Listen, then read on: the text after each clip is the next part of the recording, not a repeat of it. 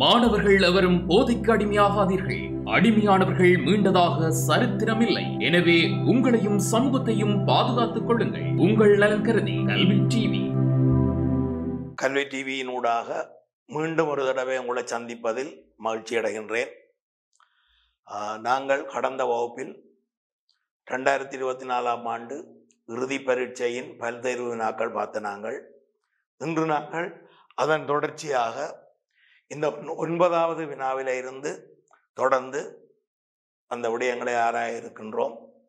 இந்த 9வது வினா தாவர கணங்கள் அவற்றின் புணரித்தாவரங்கள் ஆகியன தொடர்பான பின்வரும் சேர்மானங்களுள் சரியானது எது அவை?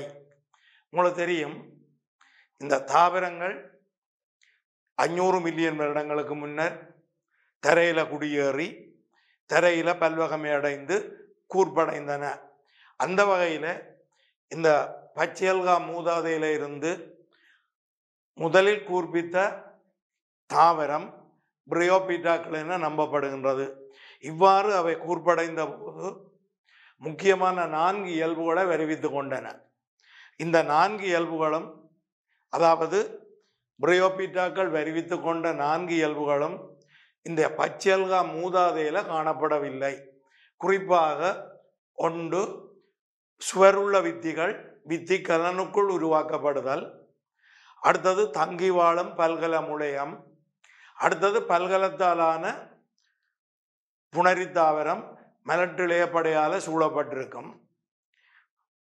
உச்சி பிரியிளையம்.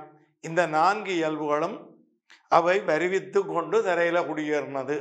அப்ப இந்த மாதிரி குடியேறிய பிரையோபைட்டாக்கள் முக்கியமாக அவை ஈரில்லமுடையவை, அதாவது ஓரிலிங்கத்துக்குரியவை. ஆண் புணரித்தாவரம் வேற, பெண் புணரித்தாவரம் வேறையாக இருக்கும். இவற்றின் புணரித்தாவர சந்ததி ஆட்சியானது, ஒளித்தொகுப்பு செய்து சுயாதீனமாக வாழக்கூடியது. அப்ப அந்த வகையில இந்த முதலாவது கூற்றை எடுத்து நீங்கள் பார்க்கலாம். ஏ என்ற கூற்று, பிரையோபைட்டாக்கள் ஈரில்லமானவை, சரியான விடை.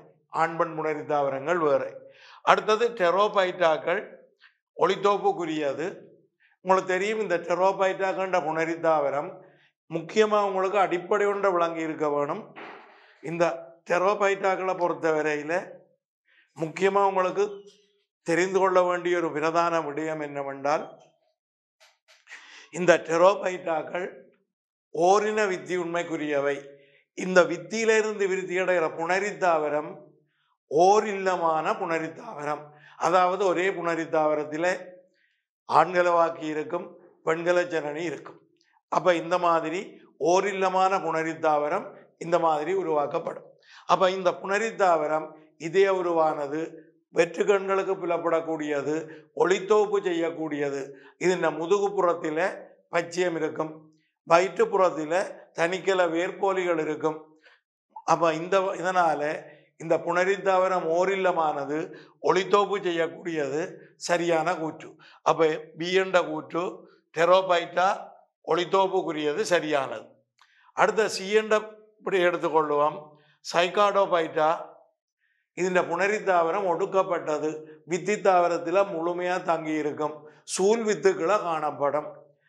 சைக்காடோபைட்டாக்களின் முக்கியமா சைக்கஸின் புணரித்தாவரம் மாவித்திக்கலனுக்கு உள்ளடக்கப்பட்டு கவசத்தால சூழப்பட்டிருக்கும். அப்ப அதாவது ஒரே வார்த்தையில சொன்னா சூழ் வித்துக்களை காணப்படும், ஒடுக்கப்பட்ட புணரித்தாவரம். அப்ப இதுல எந்த மாற்று கருத்துக்கும் இடமில்லை. ஏபிசி என்ற 3 கூற்றுகளுமே திருத்தமாக சரியானவை. அப்ப விடை 5வது. இந்த இடத்துல நாங்கள் பிள்ளைகள் இந்த பிரையோபைட்டாக்களின் கூர்ப்பு தொடர்பான சில விடயங்களை கருத வேண்டி இருக்குது.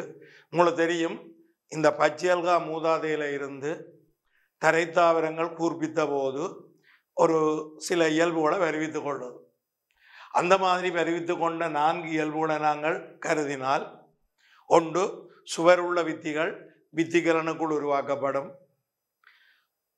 அடுத்தது பல்கல புணரித்தாவரம், முக்கியமாக பல்கல முளையம் புணரித்தாவரத்தில் தங்கி வாழக்கூடியதாக இருக்கும். அதே நேரத்தில் உச்சி பிரியிளையம், பல்கல லிங்க அங்கங்கள். அப்போ இந்த மாதிரி சில இயல்புகளை வருவித்து கொண்டு பச்சையல்கா மூதாதையில இருந்து தரைக்குரிய தாவரங்கள் கூர்ப்படைந்தது. இவ்வாறு கூர்ப்பித்த தாவரத்திலே கல நிலையங்கள் தோற்றுவிக்கப்படவில்லை. எனவே இவை கலனற்ற தாவரங்கள் என்றாலும் முறைசாரா விதத்தில் பிரியோபைட்டாக்கள் என அழைக்கப்படுது. இனி இந்த பிரியோபைட்டாக்கள்ல இருந்து கலந்தாவரங்கள் கூர்ப்பித்த போது சில இயல்புகளை வருவித்துக் கொள்ளுது.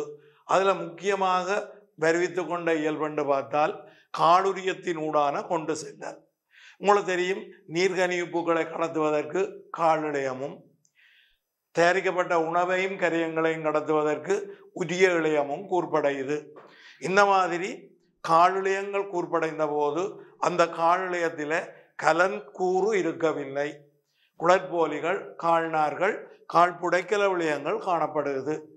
இதுல முக்கியமாக இந்த குடற்போலிகளும் கால்நார்களும் லிக்னின் என்ற பல்போதியத்தால வலுப்படுத்தப்பட்டிருக்கும். இதன் விளைவு தாவரங்கள் உயரமாக வளரக்கூடியதாக இருக்குது. அப்ப தாவரங்கள் உயரமாக வளரக்கூடியதாக இருப்பதால பெற்றுக்கொண்ட அனுகூலம் இரண்டு. ஒன்று, ஒளியை பெற்றுக்கொள்வதற்கான வசதி ஏற்படும். அடுத்தது, வித்திகளை தூரத்துக்கு பரப்பக்கூடியதாக இருக்கும். மேலும் உரிய இழையம் கூர்ப்படைந்தது. இந்த உரிய இழையம் வெல்லம், அமினோமிலம் போன்றவற்றை ஒளித்தோப்பிழையங்கள்ல இருந்து ஏனைய பகுதிகளுக்கு கடத்தக்கூடியதாக இருந்தது. முக்கியமாக உரியம் கலங்கள் குழாயாக ஒழுங்குபடுத்தப்பட்டு உருவாக்கப்பட்டது. அடுத்ததாக இந்த கலந்தாவரங்கள்ல இருந்து வித்து தாவரங்கள் கூர்ப்படைந்த போது வருவித்து கொண்ட இயல்புகள் இன்றியமையாதவை. அதே நேரத்தில் நான் ஏற்கனவே உங்களுக்கு குறிப்பிட்டிருந்தாலும் இங்கே மீண்டும் ஒருக்கா குறிப்பிடுவது பொருத்தமானது என்று நினைக்கின்றேன். இந்த காலுரியத்தினூடான கூர்ப்புக்கு மேலதிகமாக வேர்களின் கூர்ப்பு, இலைகளின் கூர்ப்பு, வித்தி இலைகளினதும் வித்திகளினதும் மாறல் போன்ற சில விடயங்களையும் வருவித்துக் கொள்ளுது. அதே நேரத்தில் இந்த புணரித்தாவரங்கள் கொஞ்சம் கொஞ்சமாக ஒடுக்கப்பட்டு கொண்டு செல்கிற ஒரு போக்கும் அவதானிக்கப்படுகிறது. அந்த வகையில் இந்த வேர்களின் கூர்ப்பு எடுத்தோம் என்று சொன்னால் உங்களுக்கு தெரியும், முதலில் கூர்ப்பித்த கலந்தாவரங்கள் இவை உயிர்ச்சுவடாக அறியப்பட்டிருக்குது. இந்த மாதிரி இந்த முதலில் கூர்ப்பித்த கலந்தாவரங்கள் வேர்களை கொண்டிருப்பதில்லை. இவற்றின் தண்டின் இழையமைப்பும் இப்போ உள்ள கலந்தாவரங்களின் வேர்களும் கிட்டத்தட்ட ஒரே மாதிரியான இழையமைப்பை கொண்டிருக்குது. அதே போன்று இலைகள் கூர்ப்படைந்தது. முதலில் கூர்ப்படைந்த இலை இந்த லைகோலீஃப் என்று குறிப்பிடப்படும் மைக்ரோபைல்ஸ் நுண் இலைகள். இவை லைகோபைட்டாண்ட கூட்டத்தில் அவதானிக்கிறபடியா லைகோபைட்ஸ் என்றும் சில புத்தகங்களில் குறிப்பிடப்படுது. அப்போ இந்த மாதிரி முதல்ல கூர்ப்படைந்த இலைகள் இந்த மைக்ரோபைல்ஸ் நுண்ணிலைகள். இவை தனி நரம்புடையவை, ஒடுக்கப்பட்ட இலைகள். ஒளித்தொகுப்பு ரீதியில பேரிலைகளோடு ஒப்படைக்குள்ள வினைத்திறன் குறைந்தவை. அதே போன்று அடுத்து கூர்ப்படைந்தவை பேரிலைகள். இந்த பேரிலைகளை பொறுத்தவரையில கலநிலையங்கள் கிளைத்திருக்கும். அதாவது இல நரம்புகள் கிளைத்தவையாக காணப்படும். அகன்று தட்டையாக்கப்பட்ட இலைகள், ஒப்பீட்டளவிலே ஒளித்தோப்புக்கு வினைத்திறன் மிக்க இலைகள். மேலும் இவை இலையங்களாக மாறலாம், சிறைகளாக பிரிக்கப்படலாம். என்றாலும் இவற்றினுடைய இளம் இலைகள் பிடில் தலை உருவானதாக இருக்கும். சிறையங்களாக பிரிக்கப்பட முக்கியமாக டெரோபைட்டாக்கள், சைக்காடோபைட்டுகளில் இந்த மாதிரி இலையங்கள் காணப்படும். அடுத்தது நாங்கள் வித்து தாவரங்கள்ன்ற கூர்ப்பை எடுத்துக்கொண்டால் ஏற்கனவே ஒடுக்கப்பட்ட இந்த புணரித்தாவர ஒடுக்கம் இந்த வித்து தாவரங்களில் மேலும் தொடரும். புணரித்தாவரங்கள் நன்கு ஒடுக்கப்படும். வித்திவாழ் தாவரத்தில் தங்கி வாழும் நிலையடையும் நுணுக்கு காட்டிக்குரியவையாக மாறும். அதே நேரத்தில் இந்த புணரித்தாவரங்கள் சூழல் காரணிகளால் பாதிக்கப்படலாம். முக்கியமாக இந்த பெண் புணரித்தாவரம் யூவி கதிர்வீச்சிலிருந்து பாதுகாக்கப்படுவதற்காக இந்த வித்தி தாவரத்தின் ஈரலிப்பான இழையங்கள் உதவும். அதே போன்று ஆண் புணரித்தாவரம் மகரந்த சேர்க்கையின் போது பாதிக்கப்படலாம். இதற்காக ஸ்போரோபொலினின் என்ற ஒரு திடமான பல்பகுதியம் மகரந்த சுவரில் காணப்படுகிறது. அப்போ இந்த மாதிரி புணரித்தாவரங்கள் ஒடுக்கப்படைகளை அதை பாதுகாப்பதற்கான சில நடைமுறைகளும் ஏற்படுத்தப்பட்டிருக்குது. அடுத்தது வித்து தாவரங்கள்ல இருந்து பூக்கும் தாவரங்கள் கூர்ப்படைந்த போது மேலும் சில இயல்போட வருவித்துக் கொள்ளுது. முக்கியமாக இனப்பெருக்க அங்கமாக பூக்கள், அதே நேரத்தில் பழங்கள், வித்துக்கள் பழங்களுக்கு உள்ளடக்கப்பட்டிருக்கும். அதே போன்று உங்களுக்கு தெரியும் இந்த புனரித்தாவர ஒடுக்கம் பற்றி பார்த்த நாங்கள் வித்து தாவரங்கள் கூர்ப்படையேக்க. அடுத்தது வித்துருவாக்கம். உங்களுக்கு தெரியும் வித்துக்கள் என்று குறிப்பிடப்படுவது அங்க முக்கியமா முளையம். இந்த முளையத்துக்கு தேவையான போஷணையை வழங்குவதற்கு உணவு சேமிப்பு, அது வித்தக விளையம். அடுத்தது பாதுகாப்பதற்கு வித்துறை. இதை மூண்டையும் கொண்ட பரம்பலுக்குரிய அலகு வித்தண்டு குறிப்பிடலாம். அதாவது முளையம், வித்தக விளையம், பாதுகாப்புக்கான வித்துறை, இவை மூண்டையும் கொண்ட பரம்பலுக்குரிய அலகு வித்து. இந்த வித்து தாவரங்கள் முக்கியமாக வித்துக்கள் உருவாக்க வேணும் என்று சொன்னால் அங்க சூழ் வித்துக்கள், முட்டைகளின் உற்பத்தி நிகழ வேணும். சூழ் வித்துக்கள், முட்டை போன்றவற்றின் உற்பத்தி அங்க நிகழ வேணும். அதே நேரத்தில் குறிப்பாக இந்த புனரித்தாவர ஒடுக்கம் தொடர வேண்டும். மகரந்தத்தின் கூர்ப்பு நிகழ வேணும். ரைட். வித்து தாவரங்கள்ல மகரந்த சேர்க்கை என்ற ஒரு செயற்பாடு இருக்கு. இதற்காக நுண்வித்தி மகரந்த மணியாக விருத்தி அடையும். மகரந்த மணி ஒரு ஆண் புனரித்தாவரத்தை கொண்டிருக்கும்.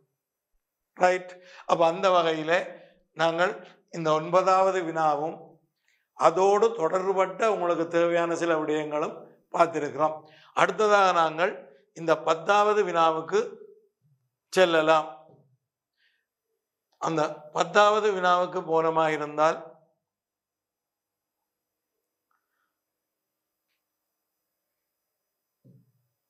முக்கியமா ஏபி என பெயரிடப்பட்டுள்ள இரு விலங்குகளில் உள்ள சில இயல்புகள் பின்வருமாறு. ரைட். ஏபி என பெயரிடப்பட்டுள்ள இரு விலங்குகளில் உள்ள சில இயல்புகள் பின்வருமாறு. ஏ அகவன்கூடு, மூடிய சுற்றோட்ட தொகுதி, உடற்குழி. இதுல உங்களுக்கு தெரிய வேணும், இந்த விலங்குகளை பொறுத்தவரையில் ரைட் 3 விதமான வன்கூடு விலங்கு ராட்சியத்தில் காணப்படுது. ஒன்று நீர்லையல் வன்கூடு. இது முக்கியமாக முள்ளந்தண்டிலி கணங்கள் சிலவற்றில் இருக்கும். முக்கியமாக அனலிடாவில் இருக்கும், நிமெட்டோடாவில் இருக்கும். அது மாத்திரமல்ல பிளாத்தியல் மெந்திசில கூட காணப்படும். இந்த பிளாத்தியல் மெந்திசுகளில் இந்த கலங்களுக்கு இடையில இருக்கிற சிற்றிடவெளி பாய்பொருள் நீர்லையல் வன்கூடாக தொழிற்படும். அனலிடாக்களில் உடற்குழி பாய்பொருள் நீர்லையல் வன்கூடாக தொழிற்படும். அதே நேரத்தில் நிமெட்டோடாக்களில் போலி உடற்குழிக்க இருக்கிற பாய்பொருள் நீர்லையல் வன்கூடாக தொழிற்படும். இந்த நீர்லையல் வன்கூடுக்கு மற்றொரு அம்சமும் தேவையானது. முக்கியமாக இந்த எதிர்ப்புக்குரிய தசைகளின் தொழிற்பாடு, முக்கியமாக இந்த தசை துருக்கம், இந்த பாய்பொருளின் மீது ஏற்படும் விசை அமுக்கம், இதுவும் இந்த நீர்லையல் வன்கூடு தொழிற்படுவதற்கு தேவையான ஒன்று. அந்த வகையில் இந்த அகவன்கூடு, புறவன்கூடு, நீர்லையல் வன்கூடு என்ற மூண்டையும் எடுத்துக்கொள்ளைகளை முக்கியமாக இந்த புறவன்கூடு பிரதானமாக நாங்கி ஆத்ரோபோடா. இந்த ஆத்ரோபோடாக்களில் கயிற்றினாலான புறவன்கூடு இருக்கும். அதாவது புறத்தோல் புறவன்கூடா தொழிற்படும். ரைட். அதே நேரத்தில் மொலாஸ்காக்களில் சுண்ணாம்பாலான புறவன்கூடு இருக்கும். அகவன்கூடு என்று பார்க்கல மொலாஸ்கா கூட்டங்கள் சிலவற்றிலையும் முக்கியமாக கணவாய் போன்றவற்றிலே அகவன்கூடு காணப்படுகிறது. ரைட். முக்கியமாக உண்மையான இடைமுதலிருப்படை உற்பத்திக்குரிய அகவன்கூடு எக்கினோடோமேட்டாவிலையும் கோடேட்டாவிலையும் இருக்கும். கோடேட்டாக்களில் என்பு கசையிலயத்தாலான அகவன்கூடு, சில கோடேட்டாக்களில் புறவன்கூடும் இருக்கலாம். எக்கினோடோமீட்டாக்களை பொறுத்தவரையில் எந்தொரு இனத்திலும் அகவன்கூடு மாத்திரம்தான் இருக்கும், புறவன்கூடு கிடையாது. எக்கினோடோமீட்டாக்களுடைய அகவன்கூடு சுண்ணாம்பு தட்டுக்களால் ஆனது, மெல்லிய மேற்றோல் படையால் மூடப்பட்டிருக்கும். விளங்குதோ? அப்போ அந்த வகையில் இந்த அகவன்கூடுன்ற விடயத்துக்கு பொருந்தக்கூடிய உதாரணம் ஒன்றில் கோடேட்டாவுக்குரிய உதாரணமாக இருக்க முடியும், அல்லது எக்கனைடோமேட்டாவுக்குரிய உதாரணமாக இருக்க முடியும். அடுத்தது மூடிய சுற்றோட்ட தொகுதி. இந்த மூடிய சுற்றோட்ட தொகுதி என்றது முள்ளந்தண்டு விலங்குகளுக்கு மாத்திரம் உரியது. விளங்குதோ? இந்த முள்ளந்தண்டு விலங்குகள்ல மூடிய சுற்றோட்ட தொகுதி மட்டும்தான் இருக்கும். விளங்குதோ? மூடிய சுற்றோட்ட தொகுதி முள்ளந்தண்டற்ற விலங்குலையும் இருக்குது. உதாரணமா அனலிடாக்கள்ல மூடிய ஒற்றை சுற்றோட்டம் இருக்கு. விளங்குதோ? அனலிடாக்கள்ல இருக்கிறது மூடிய ஒற்றை சுற்றோட்டம். ரைட்? அப்போ அந்த மூடிய சுற்றோட்டம் என்றது முள்ளந்தண்டற்ற விலங்குக்கும் இருக்கும், முள்ளந்தண்டுள்ள விலங்குக்கும் இருக்கும். முள்ளந்தண்டுள்ள விலங்குகள்ல காணப்படுற சுற்றோட்டத்தை எடுத்தால் அங்க திறந்த சுற்றோட்டம் வராது. முள்ளந்தண்டு விலங்குகளுக்கு மூடிய சுற்றோட்ட தொகுதி மட்டும்தான் இருக்கும். விளங்குதோ? மூடிய சுற்றோட்ட தொகுதி முள்ளந்தண்டற்ற விலங்குகள்லையும் இருக்கும். உதாரணம் அலனிடாக்கள்ல இருக்கும். குறிப்பாக திறந்த சுற்றோட்ட தொகுதி காணப்படுவதென்றால் எல்லா ஆத்ரோபோடா கணங்களும் ஆத்ரோபோடா கணத்தின் அநேக உறுப்பினர்கள்ல இருக்கும். அதே போல மொலஸ்காவின் சில பிரிவுகள்ல இருக்குது திறந்த சுற்றோட்டம். விளங்குதோ? அப்ப இந்த மூடிய சுற்றோட்ட தொகுதி என்றது விளங்குதான் ஒன்றில் அனடிலா வர வேணும் அல்லது ஒரு முள்ளந்தண்டு விலங்கு கொண்டு வர வேண்டி. அடுத்தது உடற்குடி. விளங்குதோ? உங்களுக்கு தெரியும் இந்த உடல் அறை கூர்ப்படைந்த போது விளங்குதானே அங்க முதலான உடலறை துணையான உடலறை என்று ரெண்டு விடயங்கள் இருக்குது. இது பெருசாக கூட சிலபத்தில் இல்லாவிட்டாலும் சில விளக்கத்துக்காண்டி நீங்கள் அறிஞ்சோண்டால் நல்லது. உங்களுக்கு தெரியும் இந்த திண்ம உடல் கொண்ட விலங்குகள்ல இருந்து, அதாவது பிளாத்தியல் மெந்திசுகள்ல இருந்து, இந்த பிளாத்தியல் மெந்திசுகளுக்கு உடல் அறை கிடையாது. முதுகுச்சுவரும் வயிற்றுச்சுவரும் ஒட்டிவிடும். எனவே விலங்கு தட்டையான புழுக்களாக இருக்கும். தட்டையன்கள் என்று குறிப்பிடுவார்கள். காரணம் உடலறை இல்லை. உடலறை இல்லை என்று சொன்னால் இந்த முதுகுச்சுவர் வயிற்றுச்சுவர் ஒட்டிவிடும். அப்போ தட்டையான புழுக்கள், தட்டையன்கள். அடுத்தது உடலறை முதலாக கூர்ப்படையுது. அப்படி முதல் உடலறை கூர்ப்படையக்க விளங்குதோ அங்க துணையான உடலறை வருது. இந்த முதலான உடலறை ஏற்கனவே இருக்கலாம். முதலான உடலறை என்றது இந்த முளையத்தில் காணப்பட்ட அரும்பர் குழி தொடர்ந்தும் நிலைத்திருக்குமானால் அது முதலான உடலறை. இந்த முதலான உடலறைக்கு ரெண்டு உதாரணங்களை குறிப்பிட முடியும். ஒன்று இந்த குருதி குழி, மற்றது போலி உடற்குழி. அடுத்தது உண்மையான இரண்டாவது துணையான உடலறை என்றது உடற்குழி. இது இடைமுதலுறுப்படையில முழுமையாக சூழப்பட்டு இடைமுதலுறுப்படையால முழுமையாக சூழப்பட்டு உருவாக்கப்படுகின்ற குழிதான் உண்மையான உடற்குழி. இந்த உண்மையான உடற்குழியை முதலில் குறிப்பிட்ட விலங்கு கணம் அன்னலிடாக்கள். ரைட்? முக்கியமா போலி உடற்குழி காணப்படுறது நிமெட்டோடாக்கள். விளங்குதோ? அப்ப அந்த வகையில இந்த குருதி குழி கொண்ட விலங்குகள் விளங்குதோ திறந்த சுற்றோட்டத்துக்காக கூர்ப்படைந்த கட்டமைப்பு தான் இந்த குருதி குழி. இந்த குருதி குழி எந்த விலங்குல இருக்குதோ நிச்சயமா அந்த விலங்குல உடற்குழியும் இருக்கும். அப்ப இந்த உடற்குழி ஒடுக்கப்பட்டிருக்கும். மொலஸ்காக்கள் ஆத்ரோபோடாக்கள்ல உடற்குழியும் இருக்கும், குருதி குழியும் இருக்கும். அதாவது துணையான உடலறையும் இருக்கும், முதலான உடலறையும் இருக்கும். எனினும் இந்த உடற்குழி நன்கு ஒடுக்கப்பட்டிருக்கும். ஏனென்றால் குருதி குழி விருத்தி அடைந்து இருக்கும். விளங்குதோ? அப்ப அந்த வகையில மூடிய சுற்றோட்ட தொகுதி எந்த விலங்குல இருக்குன்னு உங்களுக்கு தெரியும். அடுத்தது உடற்குழி பற்றியும் பார்த்துட்டோம். அடுத்தது புறவன்கூடு. ரைட்? புறவன்கூடு பிரதானமான புறவன்கூடு இருக்கிறது ஆத்ரோபோடா கைட்டின். இந்த கைட்டினாலான புறவன்கூடு விளங்குதோ சுண்ணாம்பு புரதம் போன்றவற்றால வெண்மையாக்கப்படலாம். விளங்குதானே? மொலாஸ்காக்கள்ல சுண்ணாம்பாலான புறவன்கூடு இருக்கும். அப்ப அந்த வகையில இந்த புறவன்கூடு. அடுத்தது திறந்த சுற்றோட்ட தொகுதி. நாங்கள் ஏற்கனவே பார்த்துட்டோம், ரெண்டு கணங்கள்ல இருக்கும். அடுத்தது பூக்கள். இந்த பூக்கள் நீர்ல உள்ள ஆக்சிஜனை பிரித்தெடுக்கக்கூடிய சுவாச கட்டமைப்பு. விளங்குதோ? நீர்ல உள்ள ஆக்சிஜனை பிரித்தெடுக்கக்கூடிய சுவாச கட்டமைப்பு. அப்ப அந்த வகையில இப்ப நாங்கள் ஏபி என பெயரிடப்பட்டுள்ள இரு விலங்குகளில் உள்ள சில இயல்புகள் வருமாறு ஏபி என்று ரெண்டு இயல்பு தரப்பட்டிருக்குது. ஏயும் பியும் முறையே எக்கணங்களுக்குரியது. இப்ப முதலாவதுக்கு கோடேட்டா வரலாம் அல்லது எக்கனோடோமேட்டா வரலாம். அப்போ அந்த வகையில் பார்க்கல இந்த 3, 5, 4 என்ற விடைகள் கவனிக்கப்படாதவை. ரைட். அப்ப கருதப்படக்கூடிய விடை 1, 4. அடுத்த விஷயத்தை எடுத்துக்கொள்வோம். இந்த பி என்ற விடயத்தை எடுத்துக்கொள்வோம். நிமெட்டோடாவிலே திறந்த சுற்றோட்ட தொகுதி, அதாவது சுற்றோட்ட தொகுதி கிடையாது. நிமெட்டோடாவுக்கு சுற்றோட்ட தொகுதி கிடையாது. அந்த வகையில் இலகுவான விடையை நாங்கள் பெற்றுக்கொள்ளக்கூடியதாக இருக்கும்.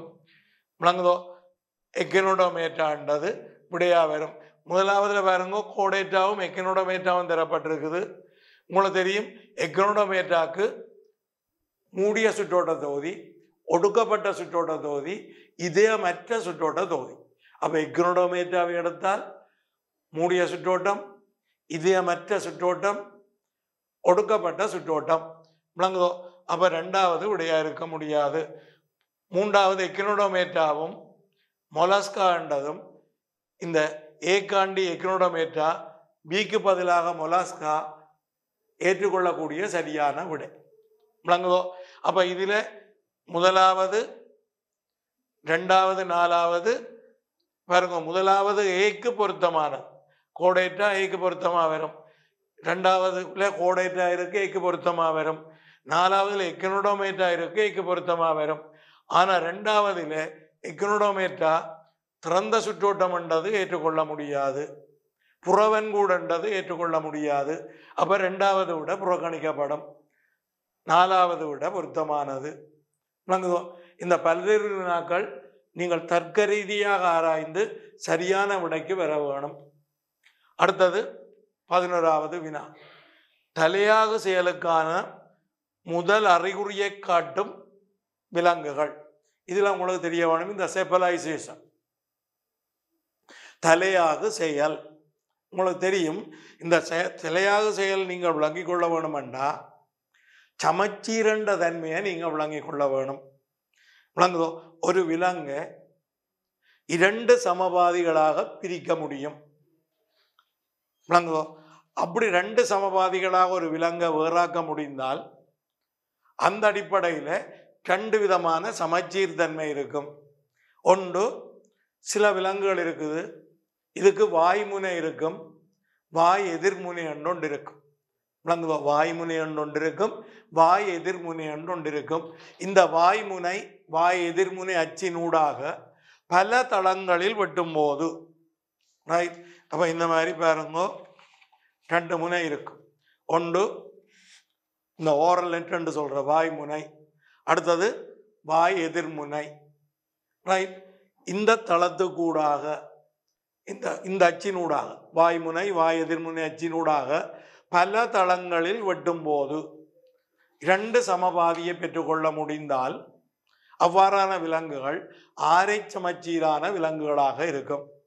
இந்த ஆரை சமச்சீரான விலங்குகள் தலையற்றவை, நாட்டப்பட்டவையாக இருக்கலாம், இல்லை மெதுவாக இடம்பெயரலாம். விலங்கு மெதுவாக இடம்பெயரலாம், நாட்டப்பட்டிருக்கலாம். ஏனென்றால் இவை தலையற்ற விலங்குகளாக இருக்கும். ரைட். இங்க தலையாக்கத்துக்கான அறிகுறி கூட காணப்படுவதில்லை. அடுத்தது இருபக்க சமச்சீருடைய விலங்குகள். இந்த இருபக்க சமச்சீருடைய விலங்குகளை முன்முனை பின்முனை அச்சினூடாக ஒற்று தளத்தில் வெட்டும் போது மட்டும் 2 பாதி. அப்ப இவற்றுக்கு முன்முனை இருக்கும், பின்முனை இருக்கும், மேல் பக்கம் இருக்கும், கீழ்ப்பக்கம் இருக்கும். விலங்கு இப்படியான விலங்குக்கு முன்முனையில நரம்புக்கலங்கள் புலனங்கங்கள் செறிவடையும். விளங்குதோ? இந்த மாதிரி நரம்புக்கலங்கள் புலனங்கங்கள் முன்முனையில செறிவடைந்து அங்கே ஒரு தலையாக்கம் ஒன்று நிகழ முடியும். விளங்குதோ? அங்க வாய் போன்ற சில கட்டமைப்புகள் உருவாக முடியும். இந்த மாதிரி தலையாக்கத்துக்கான அறிகுறி முதல் காண்பித்த விலங்கு கூட்டம் பிளத்தியல் மெந்திசுகள்.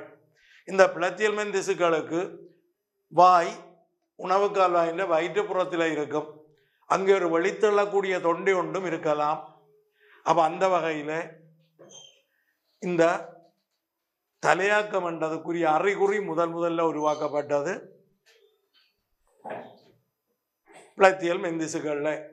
அடுத்தது நிமெட்டோடாக்கள்லையும் ஒரு தெளிவான தலை இல்லை. அடுத்த கூட்டம் அனலிடாக்களில் முக்கியமாக தெளிவான தலை உருவாக்கம் அங்கே காணப்படுகிறது. அனலிடாக்களில் ஒரு தெளிவான தலை உருவாக்கம் ஒன்று அங்கே காணப்படுது. அப்போ அந்த வகையில் தலையாக செயலுக்கான முதல் அறிகுறியை காட்டிய விலங்குகள் பிளத்தியல் மெந்திசுக்கள். அப்போ வினா பிளத்தியல் மெந்திசுக்கள், ரைட். ஒன்று மைய நரம்பு தொகுதியை கொண்டவை, பெர்ஃபெக்டா சரியான விடை. உங்களுக்கு தெரியும் முற்புற திரட்டுகள், நரம்பு வளையம், சோடியான நீள்வக்க நரம்புகள் விளங்குதோ, மைய நரம்பு தொகுதி உருவாக்கப்பட்டுட்டுது பிளத்தியல் மெந்திசுகளில், ரைட். அப்போ மாற்று கருத்துக்கு இடமில்லை, முதலாவது விட சரியானது. ரெண்டாவது விடைய பார்த்தோம்னா மூட்டுக்கால் கொண்டவை விளங்குதோ, புறமூட்டு தூக்கமுள்ள கால்கள் இருக்கிறது ஆத்ரோபோடாக்களுக்கு விளங்குதோ, ரைட். புறமூட்டுள்ள கால்கள் ஆத்ரோபோடாக்களுக்கு இருக்கும். அந்த ஆத்ரோபோடான்றதுன்ற மீனிங்கே அதான். அடுத்தது உடற்குழி கொண்டவை விலங்குதான். தலையாக செயலுக்கான முதல் அறிகுறியை காட்டிய விலங்குகளில் உடற்குழி உருவாகவில்லை. அங்க உடல் அறையே இல்லை, திண்ம உடல். அடுத்தது ஆரைச்சமச்சீருடையவை விளங்குதோ, ஆரைச்சமச்சீர் இருந்தால் அங்க தலையாக்கத்துக்குரிய அறிகுறியே ஏற்பட மாட்டுது. தலையற்ற நாட்டப்பட்ட அல்லது மெதுவாக இடம்பெயரும் விலங்குகளாக இருக்கு. அடுத்தது தசைப்பாதம் கொண்டவை, ரைட். உங்களுக்கு தெரியும் இந்த தசை தெரிந்த பாதம் வாயில வருகி விளங்குதோ. அடுத்தது மேண்டில் விளங்குதானே, மென்மூடி, இவை காணப்படுறது மொலாஸ்காக்கள் என்ற கூட்டத்துக்குரிய இயல்புகள். அப்ப இதுல பிளத்தியல் மெந்திஸ் என்ற விடை வினாவுக்கான முதல் விடை மைய நரம்பு தொகுதியை கொண்டவை சரியானது, ரைட். அடுத்தது சில வகையான தாவரக்கலங்களும் அவற்றின் தொழில்களும் தரப்பட்டுள்ளன. கலத்தின் வகை, தொழில். முதலாவது தரப்பட்டிருக்குது வல்லுறுக்கல விளையம். உங்களுக்கு தெரியும் இந்த வல்லுறுக்கல விளையம், ரைட். இந்த அடிப்படை இளையங்கள்ல விளங்குதோ, அடிப்படை இளைய தொகுதியில 3 கல வகைகள் இருக்கு. ஒன்று புடைக்கல விளையம், அடுத்த ஒட்டுக்கல விளையம், அடுத்தது வல்லுறுக்கல விளையம். இதுல முக்கியமாக இந்த ஒட்டருக்கல விளையத்தை எடுத்தீங்களா இருந்தால் உயிருள்ள இளையம், கலங்கள் உயிருள்ளவை, ரைட். கலத்திடவழி கொண்டவை. ஆனால் நுணுக்கு காட்டிகளை வாக்கிக்க குறுக்குவெட்டு முகத்தில் கலத்திடவழி அவதானிக்கிறது கடினம். காரணம் என்னென்று சொன்னால் இவற்றின் கலைச்சுவர் சீரற்று தடிப்படைந்திருக்கும். முக்கியமாக இந்த கோணங்கள்ல கூட தடிப்படைந்திருக்கும். தடிப்புக்கான காரணம் முதற்சுவர் படிவு, அங்க லிக்னின் படிவு அல்ல, ரைட். இவை கருக்குழியவர் கொண்ட உயிருள்ள கலங்கள், ஒரு மையத்துக்குரிய முன்வெற்றிடத்தை கொண்டவை, விளங்குதோ, ரைட். துணைச்சுவர் படிவற்றவை.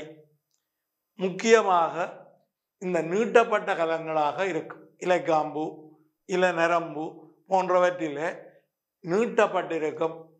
குறிப்பாக வளர்ச்சிக்கு தடை ஏற்படுத்தாத விதத்திலே ஆதாரத்தை வழங்கக்கூடிய இளையம்தான் இந்த ஒட்டருக்கல விளையம். இவை துணை வளர்ச்சியில உருவாகிறதில்லை என்ற விடயமும் நீங்கள் கவனத்தில் கொள்ள வேண்டும். முதலான இளையங்கள் மாத்திரம்தான், துணை வளர்ச்சியால ஒட்டருக்கல விளையம் உருவாகாது. முக்கியமாக ஒரு வித்திலை தாவரங்களையும் மற்றது வேர்களையும் பொதுவாக காணப்படுவதில்லை. இந்த அங்குரங்கள்ல ஆதாரம் அளிக்கிற இளையம், விளங்குதோ. அப்ப அந்த வகையில ரைட், இந்த நாங்கள் ஒட்டருக்கல விளையம் பற்றி பார்த்துட்டோம். அடுத்தது இந்த வல்லுறுக்கல விளையம், ரைட், தொழிற்பாட்டுக்குரிய முதிர்வுக்கோட இறந்துவிடும். காரணம், கல வியத்தத்தின் போது துணைச்சுவர் படியும், கல விரிவு தடுக்கப்படும், கலத்துக்கு வேண்டிய பதார்த்தங்கள் கிடைப்பது தடுக்கப்படும். இதன் விளைவாக கலங்கள் இறக்கும். பொதுவாக கலத்திடவழியற்ற இளையம், விளங்குதான், லிக்னினேற்றப்பட்ட இளையங்கள். இதுல நார்கள் வல்லுறுக்களற்ற 2 வகை இருக்கும்.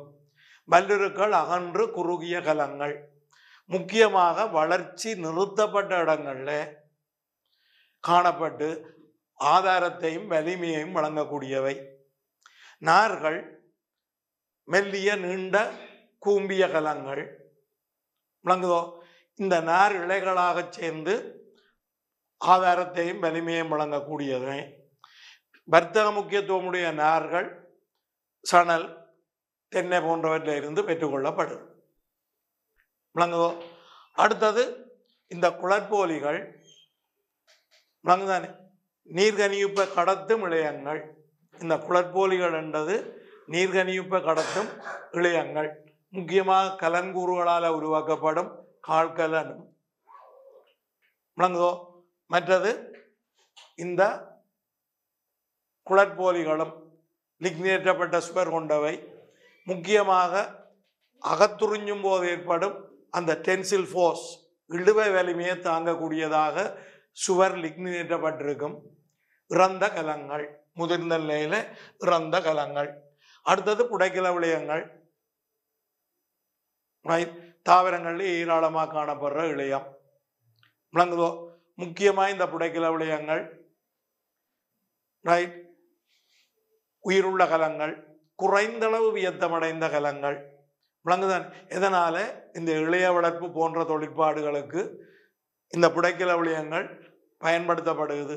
ஏனென்றால் இந்த பிரிவடைகின்ற தன்மையை மீண்டும் தக்க வைக்கக்கூடியன. முக்கியமாக இந்த டோட்டிபொட்டன்சி என்று சொல்றது, அனைத்து வல்லமை உடைமை என்ற தன்மையை பொறுத்தவரையில இது புடைக்கல விளையங்களுக்கு அந்த தன்மை காணப்படுது. விளங்குதான். இந்த புடைக்கல விளையங்கள் குறுகும் தூர கொண்டு செல்லலில் ஈடுபடும், உணவை சேமிக்கும். விளங்குதோ. நீர் இந்த தேக்கமாக இருக்கும், மைய புன்வெளியிடம் இருக்கும், உயிருள்ள இளையம். அப்போ அந்த வகையில் நாங்கள் விளங்குதானே சில வகையான தாவரக்கிழங்களும் அவற்றின் தொழில்களும் கீழே தரப்பட்டுள்ளன. ரைட். அந்த சேர்மானத்தை பார்த்தமாக இருந்தால் முதலாவது வல்லுருக்கல விளையம் விளங்குதோ. ஆதாரம் வழங்குதல் என்றது மாத்திரம்தான் அங்கே வரும். அப்போ ஏபி ஏக்கு பொருத்தமானது பி விளங்குதோ. அப்போ ஏக்கு பொருத்தமானது பி என்று வரைகளை பாருங்கோ. வல்லுருக்கல விளையம் விளங்குதானே ஆதாரம் வழங்கும். அப்போ மூன்றாவது விடையில இந்த ஏபி என்ற விடயம் இருக்குது விளங்குதோ. அடுத்தது ரெண்டாவது விடையில ஏபி என்றது இருக்கு. ரைட். அதே போல ஒட்டருக்கல விளையம் என்றதை எடுத்துக்கொள்ளுவோம் விளங்குதோ.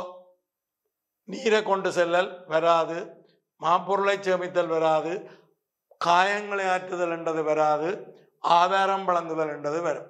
அப்ப ஒட்டருக்கல விளையம் வளர்ச்சிக்கு தடை ஏற்படுத்தாதவாறு தாவரங்களுக்கு ஆதாரத்தை வழங்கக்கூடியது. முக்கியமாக இலைக்காம்பு போன்றவற்றுக்கு நீட்டப்பட்டிருக்கும் விளங்குதோ. அப்ப அந்த வகையில பிக்கும் பொருத்தமானது பி. ரைட். அப்ப ஏக்கு பொருத்தமானது பி விளங்குதோ, பிக்கு பொருத்தமானது பி. இங்க ரெண்டாவது விடையில பிக்கு பொருத்தமானது R2 இருக்குது விளங்குதோ. அப்ப இங்க மூன்றாவது விட கவனிக்கப்படக்கூடியது. அடுத்தது எடுத்துக்கொள்ளுவோம் குளற்போலிகள், நீரை கொண்டு செல்லும். அப்ப இங்க CQ என்றது சரியானது. ரைட். அடுத்தது புடைக்கல விளையம் விளங்குதோ, மாப்பொருளை சேமிக்கும், காயங்கள் ஆற்றுவதிலும் பங்கெடுக்கும். அப்ப புடைக்கல விளையம் டி என்றதுக்கு R பொருத்தமானது. அப்ப நாங்கள் விடையை தேர்வு செய்யக்கூடியதா இருக்கும் மூன்றாவது விடை. ரைட். அடுத்த வினாவுக்கு வருவோம். 13வது வினா, தாவர பிரியிழையங்கள் தொடர்பான பின்வரும் கூற்றுகளில் சரியானது எது? உங்களுக்கு தெரியும் அழகு நாள்ல முதலாவது பாடம் தாவர பிரியிழையங்கள் என்ற விடயம். உங்களுக்கு தெரியும் தாவரங்கள்ல வளர்ச்சிக்கண்ட பகுதிகளில் காணப்படுறது பிரியிழையம். இந்த பிரியிழையங்கள் உயிர்ப்பாக இளையுறு பிரிவடையும், புதிய கலங்களை ஆக்கும். அப்படி உருவாக்கப்படுற புதிய கலங்கள் கல நீட்சிக்குட்படும், தொடர்ந்து கல வியத்தத்துக்குட்படும். ஒரு குறிப்பிட்ட தொழிலை செய்யக்கூடிய ஒரு நிலையான இழையத்தை உருவாக்கும். இந்த பிரியிழையங்கள் உருவாக்குற புதிய கலங்கள் நீட்சியடைந்து வியத்தமடையும் எந்த சந்தர்ப்பத்திலே என்றால், இந்த சூழல் நிலைமைகள் சாதகமாக இருந்தால், சூழல் நிலைமைகள் பொருத்தமில்லாமல் இருந்தால் இந்த பிரியிழைய கலங்கள் உறங்கு நிலைக்கு மாறிவிடலாம். அதே போல இந்த பிரியிழைய கலங்கள் நீட்சியடையாது வியத்தமடையாது தொடர்ந்தும் பிரியிழையங்களாகவும் இருக்கலாம். அப்ப இங்க 3 விடயம் கவனத்தில் கொள்ள வேணும். வளர்ச்சிக்கான இழையம் பிரியிழையம், உயிர்ப்பாக இளையுறு பிரிவடையும், புதிய கலங்களை ஆக்கும். அப்படி உருவாக்குற புதிய கலங்கள் நீட்சியடைந்து வியத்தமடையும், தேவைப்பட்டால் தொடர்ந்தும் பிரியிழையமாக இருக்கும். நிலைமை சாதகமாக இல்லை என்றால் உறங்கு நிலையில இருக்கலாம். இந்த பிரியிழையங்களுக்கு கண்டு சில அடிப்படை பண்புகள் இருக்குது. நுணுக்கு காட்டியில தண்டுச்சி அல்ல வேருச்சியில உள்ள சில கலங்களை மெல்லிய வெட்டு மோமா எடுத்து பொருத்தமான முறையில் சாயமிட்டு நுணுக்கு காட்டிகளை நீங்கள் அவதானித்தால் மத்தியில் அமைந்த கருவை காண முடியும். இங்க புன்வெற்றிடங்கள் பொதுவாக அவதானிக்க முடியாது. எனவே அடர்ந்த குழியவுரு, கலச்சுவர் மெல்லியது, துணைச்சுவர் படிவற்றதாக இருக்கும். கலத்திடைவெளி கிடையாது. எல்லா கலங்களும் ஒத்த பரிமாணமுடையவை, கிட்டத்தட்ட கோள வடிவமானவையாக இருக்கும். விளங்குதோ? இது பிரியிழையங்களுடைய அடிப்படையான இயல்புகள். இந்த பிரியிழையங்களை நாங்கள் வகைப்படுத்தலாம், பாகுபடுத்தலாம். உற்பத்தியின் அடிப்படையில் முதலான பிரியிழையம் துணையான பிரியிழையம் என்று பாகுபடுத்த முடியும். அதாவது ஒரு பிரியிழையம் தொடர்ந்தும் பிரியிழையமாகவே இருக்குமென்றால் அது முதலான பிரியிழையம். உதாரணம் உச்சி பிரியிழையம். விளங்குதோ? இந்த சிறுகட்டு மாரழையம் முதலான பிரியிழையங்கள். அதே போல ஒரு பிரியிழையம் புடைக்கல விளையமாக வியத்தமடைந்து மீண்டும் அந்த பிரிகிற தன்மையை தக்க வைக்குமாயிருந்தால் அது துணையான பிரியிழையங்கள். முக்கியமாக இந்த கலன் மாரழையத்தின் சிறுகட்டு மாரழையம் தவிர்ந்த ஏனைய பகுதி, அதாவது 2 கலன்கட்டுக்கு இடையில உருவாகிற கட்டிடை மாரழையம், இந்த தக்க மாரழையம் என்பவை துணையான பிரியிழையங்கள். அதே போல காணப்படுற இடத்தை வச்சு கொண்டு 3 விதமா பிரியிழையங்களை பிரிக்கலாம். ஒன்று உச்சி பிரியிழையம், அங்குர உச்சி வேருச்சியில காணப்படும். பக்க பிரியிழையம் முக்கியமாக துணை வளர்ச்சி அடையக்கூடிய தாவரங்கள்ல, அதாவது வித்து மூடி இலிகள்ல, பல்லாண்டு வாழும் இருவித்தில மரங்கள்ல, தண்டிலும் வேரிலும் பக்க பிரியிழையம் காணப்படும். அதே போல சில புத்தாவரங்களின் இலையின் அடியிலையும் கணுப்பகுதியிலையும் பிரியிழைய தொழிற்பாடு இருக்கும். இது இந்த சேதமடைந்த காயப்பட்ட உடைந்த எந்த சொல்லும் பாய்ப்பினம் இலைகள் மீண்டும் வளர அனுமதிக்கும். விளங்குதோ? அப்ப 3 விதமான பிரியிழையங்கள் காணப்படுற இடத்தை வச்சு விளங்குதான். அவற்றின் தொழிலும் வேறுபடும். ரைட்? அப்ப அந்த வகையில தாவர பிரியிழையங்கள் தொடர்பான பின்வரும் கூற்றுகளில் சரியானது: பக்க பிரியிழையமும் உச்சி பிரியிழையமும் துணை வளர்ச்சியில் பங்கெடுக்கும். உச்சி பிரியிழையம் முதல் வளர்ச்சியில் பங்கெடுக்கும். அங்குர உச்சி பிரியிழையம் தண்டை நோக்கி உட்பக்கமாக மட்டும் பிரியும், வெளிப்பக்கமாக பிரிவடைவதில்லை. விளங்குதோ? ஒரு அங்குரத்துக்குரிய முதலான இழையங்களை ஆக்கும். விளங்குதானே? அங்குர உச்சியில் உள்ள முதல் பிரியிழையத்தின் தொழிற்பாட்டால் தண்டின் முதலான கட்டமைப்பு உருவாக்கப்படுதல் தண்டின் முதல் வளர்ச்சி. வேரில் உச்சியில் உள்ள முதற் பிரியிழையத்தின் தொழிற்பாட்டினால், ரைட், பாத்தீங்களா? இந்த முதல் பிரியிழையம் துணை பிரியிழையம். வேர் உச்சியில் உள்ள முதல் பிரியிழையத்தின் தொழிற்பாட்டினால் வேருக்குரிய முதலான இழையங்கள் உருவாக்கப்படுதல் வேரின் முதல் வளர்ச்சி. தண்டின் உச்சி பிரியிழையத்தில் இருந்து வேரின் உச்சி பிரியிழையம் வேறுபடுவது உட்புறமாகவும் வெளிப்புறமாகவும் கலங்களை உருவாக்கும். உட்புறமாக உருவாக்கப்பட்ட கலங்கள் 10 மடங்குக்கு அதிகமாக நீட்சி அடையும். இதனால வேர் மண்ணை துளைக்கும். வேரின் உச்சி பிரியிழையத்தால வெளிப்புறமாக உருவாக்கப்பட்ட கலங்கள் வேர் மூடியை ஆக்கும். வேர் மண்ணை துளைக்கும் போது இந்த வேர் மூடி சேதமடையும், மீண்டும் உருவாக்கப்படும். அப்ப அதற்காக வேரின் உச்சி பிரியிழையம் வெளிப்புறமாக தொடர்ந்து கலங்களை உருவாக்கக்கூடியதாக இருக்கும். அங்குர உச்சி பிரியிழையம் விரல் போன்ற நீட்டங்களான இலை முதல்களால் பாதுகாக்கப்படக்கூடியது. வேரின் உச்சி பிரியிழையம் வேர் மூடியால் பாதுகாக்கப்படக்கூடியது. அப்ப அடிப்படையில் ரெண்டுக்கும் வேறுபாடுகள் இருக்குது. அப்ப முதல் வளர்ச்சியில பங்கெடுக்கிறது முதற் பிரியிழையமான உச்சி பிரியிழையம். இது நீளத்தில் மீளாத அதிகரிப்பை உண்டு பண்ணும். அடுத்தது பக்க பிரியிழையம். 2 விதமான பக்க பிரியிழையங்கள் இருக்குது. ஒன்று கலன்மாரளையம், மற்றது தக்கை மாரளையம். இந்த கலன்மாரளையம் 2 விதமான தொடக்கங்களை கொண்டிருக்கும்.